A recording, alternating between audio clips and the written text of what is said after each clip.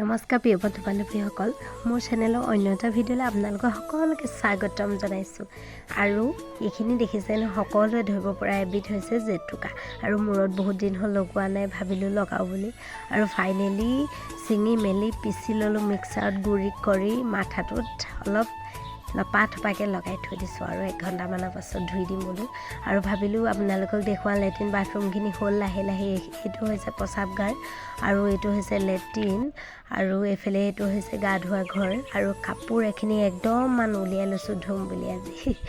আৰু ফাইনেলি ধুই মেলি হ'ল, ফিচাৰীলৈ বুলি আহিলোঁ। দেউতা এফালে গ'ল, ফোন এটা কৰিলে বোলে গাড়ী ভাড়া আছে আৰু তহঁতি যাগৈ যা গৰু বোলে। সেইটো কাৰণে অকলে মায়ে নোৱাৰে, গৰু বহুতখিনি আছে, সেইটো কাৰণে ময়ো আহিলোঁ। আৰু ফিচাৰী চাওকচোন, শাক পাচলিবোৰ কি ধুনীয়া হৈছে। এইখিনি দাংবডি, সেইফালে এইখিনি দিছে লাই, আৰু এইখিনি আছে পালেং, আৰু এইফালে বেঙেনা কলি পেলাইছে, আৰু এইফালে এজোপা হৈছে তিতা কেৰেলা।